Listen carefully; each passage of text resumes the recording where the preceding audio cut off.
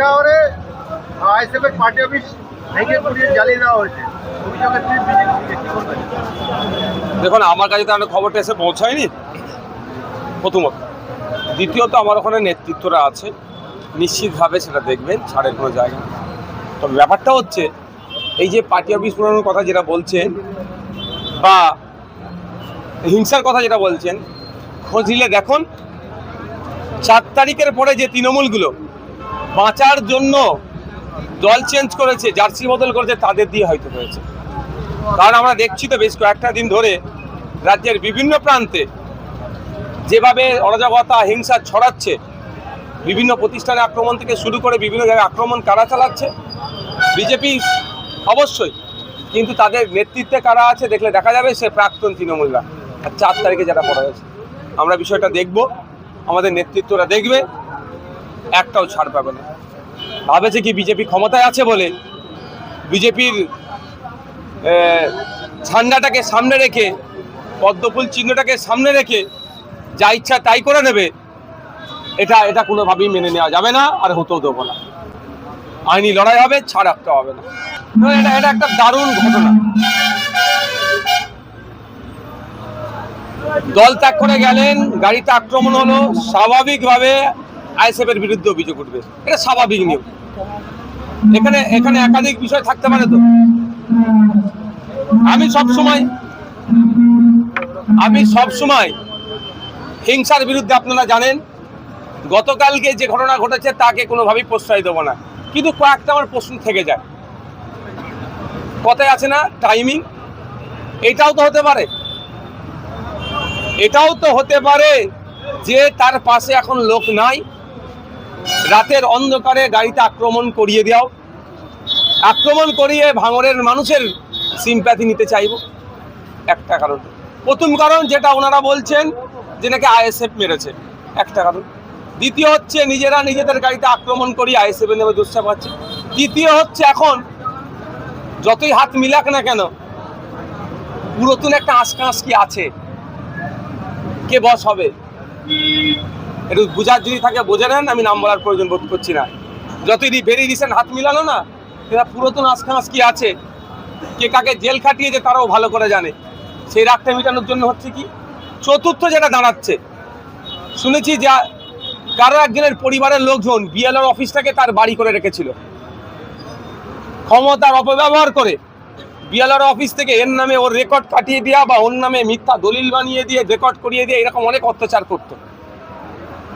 আইএসএফের ছত্রছায়া এসেছিল, বড় একটা শক্তি ছিল, হয়তো করে উঠতে পারেনি, এখন তার রাগটা মিটাচ্ছে। সুতরাং একাধিক প্রশ্ন উঠছে, আমার ছেলেও যদি কেউ অন্যায় করে থাকে ছাড় না পায়, কারণ আমি এই ধরনের নির্দেশনা দিইনি আর দেবও না। আর এত মহান বড় নেতা হয়ে আসেনি যে তাকে চমকাতে হবে, ধমকাতে হবে, জানি। কিন্তু এটা তদন্ত সাপেক্ষ তদন্ত হওয়া দরকার, আসল রহস্যটা কি। কারণ আমরা দেখেছি ইতিপূর্বে বিজেপির এক প্রার্থী ছিলেন 2019 লোকসভা নির্বাচনের সময়, তিনি গাড়ি করে যাচ্ছিলেন, হঠাৎ তার গাড়ির কাঁচ ভেঙে গেল। গাড়ি কাঁচটা ভেঙে কোথাও গেল, বাইরে পড়লো, মানে ভিতর থেকে গাড়ির কাঁচটা ভাঙলো, বাইরে পড়লো। বাইরে থেকে কেউ যদি ইট ছুটতো, আমি ইনার কথা বলছি না, এই বিষয়টা নয়, আমি বিজেপির ওই প্রার্থীর কথা বলছি, আমাদের ওয়েস্ট বেঙ্গলে হয়েছে, তাহলে কাঁচটা ভেতরে যেত, মানে এই সিম্প্যাথি নেওয়ার জন্য। এক্ষেত্রে হয়নি কি, তদন্ত সাপেক্ষ তদন্ত হলেই বুঝা যাবে। আপনি জানতে চান যে আপনাদের 2026 সালের ক্যানিং পূর্ব বিধানসভার প্রার্থী আরাবুল ইসলামের সঙ্গে আপনাদের কি এমন মিসআন্ডারস্ট্যান্ডিং হলো যে বিষয়টা তিক্ততাই জনগণ জানতে চায়, আমাদের কাছে জানতে চায়। পার্টির ইন্টারনাল সব কথা তো প্রকাশ্যে বলা যায় না, অনেক কিছু হয়েছে, নিশ্চিতভাবে হয়নি যদি বলি এটা ভুল হবে। আপনাদের মতোই এক সাংবাদিক কিন্তু একটা এক্সপোজ করেছে, বিচারের নাম করে কি হয়েছে না হয়েছে, ক্যানিং পূর্বের একটা ঘটনা আপনাদের মতো কোনো এক সাংবাদিক পাবলিক করে দিয়েছে। এই ধরনের অনেকই অভিযোগ আছে, হয়তো অনেকে সম্মানার্থে বা অনেকে ভয়েসে এক্সপোজ করছে।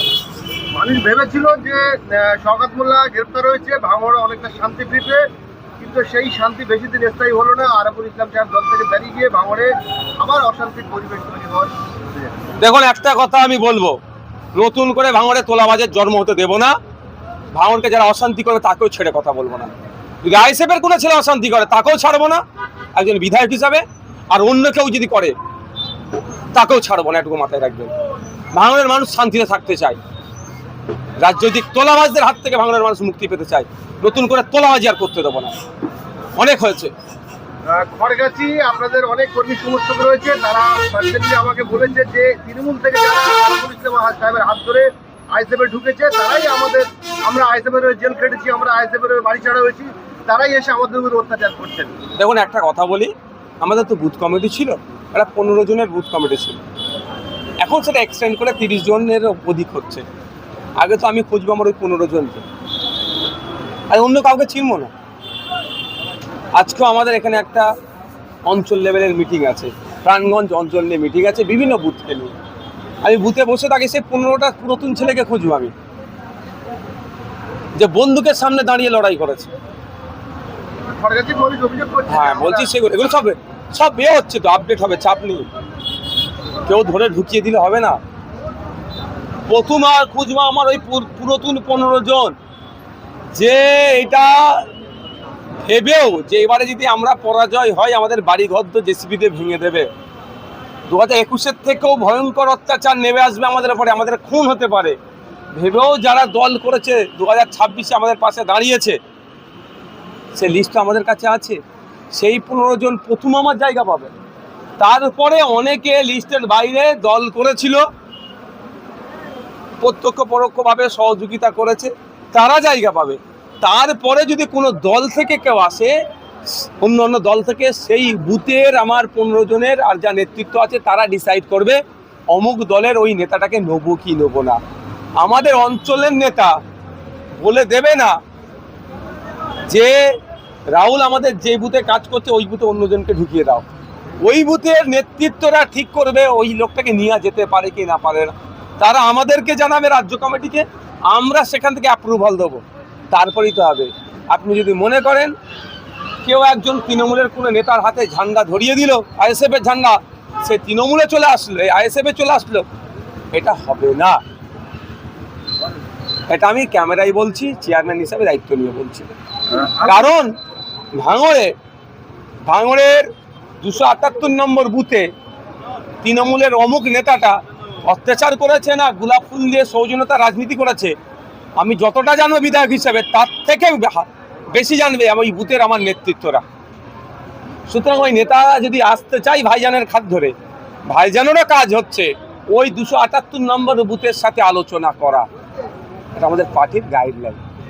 তাই আপনার মাধ্যমেই আমি সাকসারের মানুষ যারা আইএসএফের খড়গাছির নেতৃত্বদের বলবো, যারা আছেন, হতাশার জায়গা নাই।